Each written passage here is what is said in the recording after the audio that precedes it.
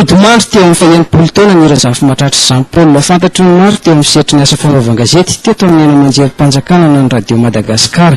Nanomboka ny taona 2027 tompoko lahy niditra teo amin'ity sehatra ity ary efa maro ny fiofanana rano mahakasika izany.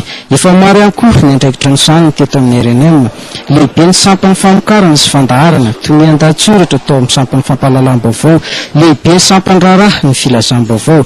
Taorian'izay dia niterena iasa teo amin'ny nasionaly taratra na ny agence ANTA etsim-bohida. Lehilahy nandalo sedra maro teo amin'ny fiainany Razafimahatratra Jean-Paul.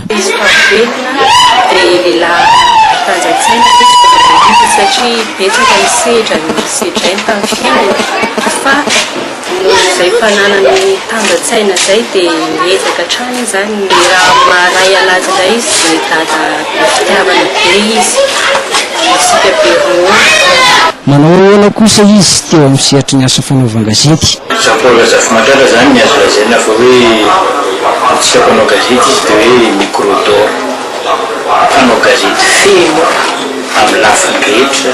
Jean-Paul Razafimahatratra tia mihevotra ary izay mahatonga azy namonda ilay fandaharana antsoina hoe fanehoan-kevitra tato amin'ny sampany fampahalalam-baovao radio Madagasikara.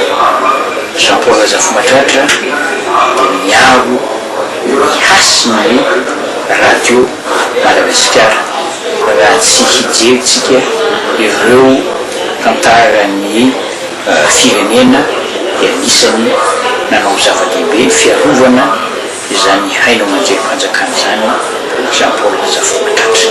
Rehetra andan'izay dia nanana toetra nampiavaka azy raha tompoko lahy teto amin'ny toeram-piasana. Jean-Paul Razafimahatratra masika be ronono, masika izy eo fanatanterahana ny asa fa olony rehetrarehetra indray izy anatin'ilay fiarahamonina nahay nampita ny fanilo ny traikefany aminay zandry ary amin'ireo solofo izay midimy ato amin'ny toeram-piasana. Misy mao avy izao natao veloma farany etsy amin'ny fialaman-manosy be ny fomangatsikany ary aorian'izay dia aterina any amin'ny fahasan-drazany Ambohitsinanana, commune Ambohitsoabe, district Manjakandriana.